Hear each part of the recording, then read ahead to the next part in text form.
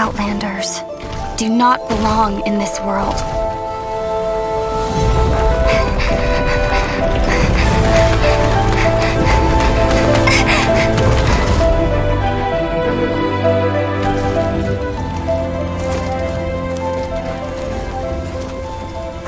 One day, this journey will reach its end.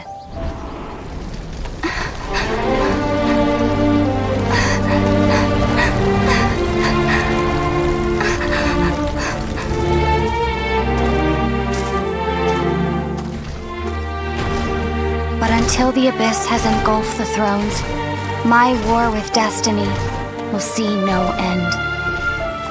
Your Highness, our plan to weaponize the dragon has been impeded. By the Animo Archon, he rises again for the dragon's sake? No, not the Archon. We were well prepared for his interference. Regrettably, Your Highness, the issue is your brother. Outlanders! Your journey ends here.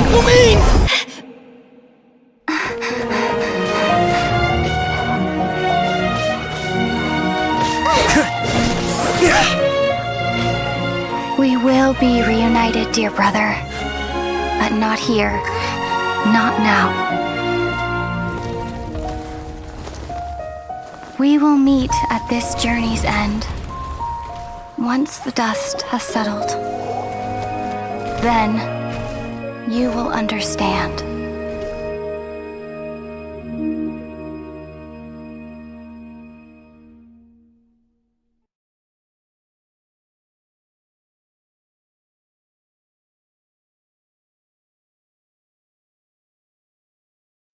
We had no time to say goodbye.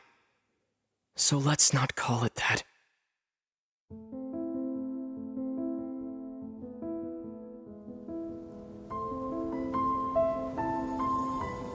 The war has already begun.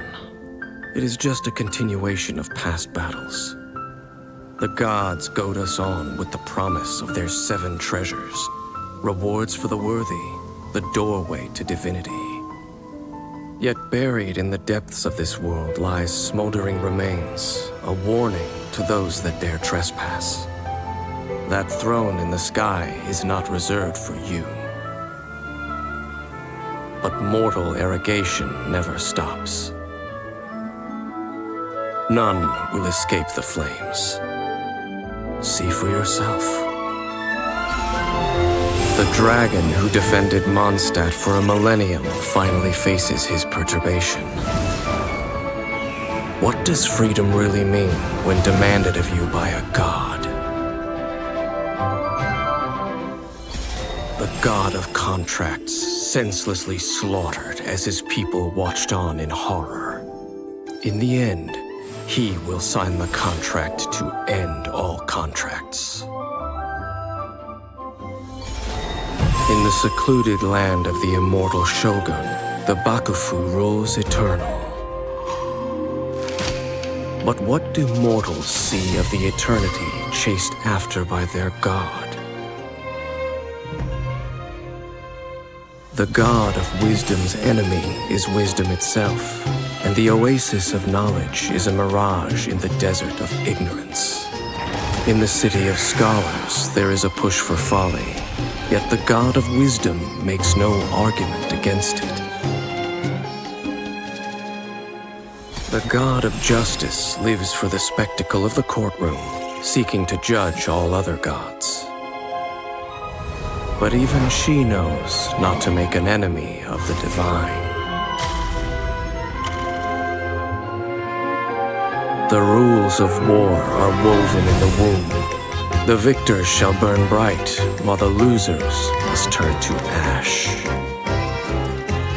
When the god of war shares this secret with the traveler, it is because she has her reasons. She is a god with no love left for her people, nor do they have any left for her. Her followers hope only to be on her side when the day of her rebellion against the divine comes at last. In the perpetual meantime of a sheltered eternity, most are content to live and not to dream. But in the hidden corners where the gods' gaze does not fall, there are those who dream of dreaming. Some say a few are chosen and the rest are dregs. But I say we humans have our humanity. We will defy this world with a power from beyond. Now, you who has set foot in this world, your journey has reached its end, but one final doorway remains. Step forth if you have understood the meaning of your journey. Defeat me, command me to step aside. Show me that you are worthier than I to rescue her. Then, the threads of all fate will be yours to reweave.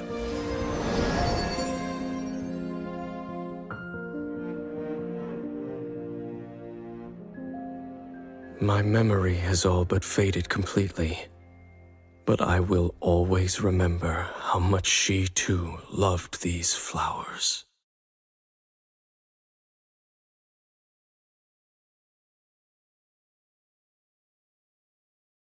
In old Mondstadt transpired the story to be told, where a tyrant ruled. I met a boy not that old. The lyre he played, and for a song he sought. But storm walls blocked blue sky, he was sincerely distraught. I do so wish to see the birds in flight, said he, his strong eyes filling with light.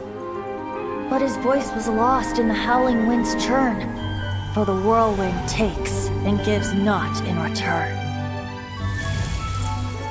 The true sky and songs that cageless soar, were they not wishes worth fighting for?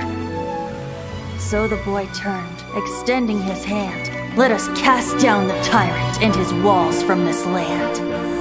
The young boy raised then the flag of revolt, and I threw myself into freedom's tumult. Victorious were we who fought to be free. Gods fell, winds whipped, nations shook violently. In the smoke, a despot met his doom, and we watched as his great tower fell none too soon. Mondstadt began anew, the story passed down, and since then never has another worn its crown.